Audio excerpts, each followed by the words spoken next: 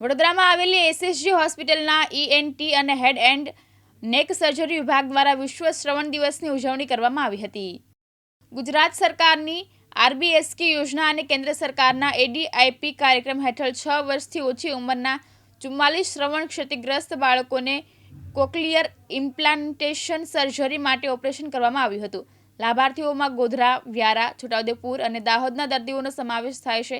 Implantation કરાયેલા બાળકોમાંથી 26 બાળકો ઉજવણી માટે હાજર હતા, જેમાં બાળકની પ્રગતિ અને તેમને આવતી કોઈપણ મુશ્કેલીઓ અંગે માતા પિતા સાથે વાતચીત કરવામાં આવી હતી.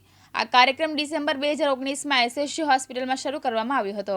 2019થી કાનના ગળાના વિભાગ એસએસજી હોસ્પિટલ મેડિકલ કોલેજ ખાતે રાષ્ટ્રીય બાલ સુરક્ષા કાર્યક્રમ તથા કેન્દ્ર સરકારના એડિપ કાર્યક્રમ હેઠળ કોક્લિયર ઇમ્પ્લાન્ટ પ્રોગ્રામ ચાલી રહ્યો છે.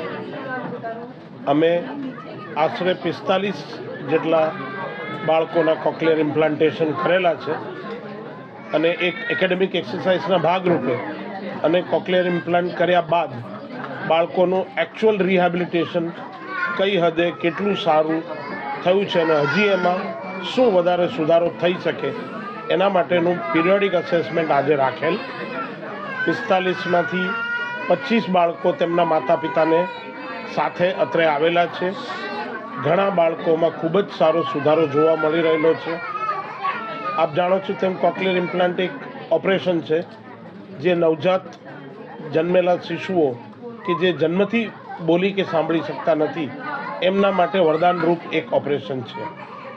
ગુજરાત સરકાર તથા કેન્દ્ર સરકારના 2 અલગ અલગ કાર્યક્રમ હેઠળ 6 વર્ષથી નીચેની ઉંમરના દરેક જન્મજાત બેરાસથી પીડિત બચ્ચાઓ માટે આ કોક્લિયર ઇમ્પ્લાન્ટનું ઓપરેશન વિનામૂલ્યે ગુજરાત સરકાર તથા ભારત સરકાર દ્વારા કરવામાં આવે છે અને એસએસજી હોસ્પિટલ તેના માટેનું એક કેન્દ્ર છે. પિરિયોડિકલી આ બધા બાળકોને બોલાવીને એમનામાં બોલવામાં કેટલો સુધારો થયો, ઇમ્પ્લાન્ટ કેટલી હદે સક્સેસફુલ રહ્યું છે, વધારે આગળ એને મદદ કરવા માટે શું કરી શકાય કે જેથી કરીને બાળક 6 વર્ષની ઉંમરે સામાન્ય બાળકોની સાથે એ જ સ્કૂલમાં જઈ શકે અને એને કોઈ ખાસ બેરામુંગાની સ્કૂલ કે કોઈ અલગ પ્રકારની સ્પેશિયલ નીડવાળી સ્કૂલમાં ના જવું પડે એ અમારો સદાય પ્રયત્ન છે અને આ કાર્યક્રમનો ઉદ્દેશ્ય પણ છે. સમગ્ર ખર્ચો ગુજરાત સરકાર તથા ભારત સરકાર ભોગવે છે.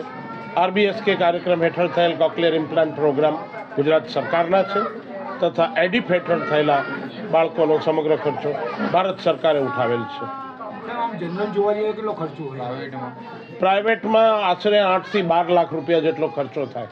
કોક્લિયર ઇમ્પ્લાન્ટની જ કિંમત 6 લાખ કરતાં વધારે થાય. એ ઉપરાંત સર્જિકલ ફીસ, ઇમ્પ્લાન્ટ પહેલાંના ઇન્વેસ્ટિગેશનો, સીટી સ્કેન, એમઆરઆઈ, દવાઓ, એન્ટીબાયોટિક તથા ઓપરેશન બાદ જે વર્બલ થેરાપી, સ્પીચ થેરાપીનો ખર્ચ હોય એ બધો સમગ્ર વાલીઓએ ઉઠાવવો પડતો હોય છે, જે સામાન્ય કે મધ્યમ વર્ગીય કુટુંબની અપેક્ષા કરતાં ખૂબ જ વધારે હોય છે. હા, મારા બેબીનું નામ છે સ્વરા સુતરિયા.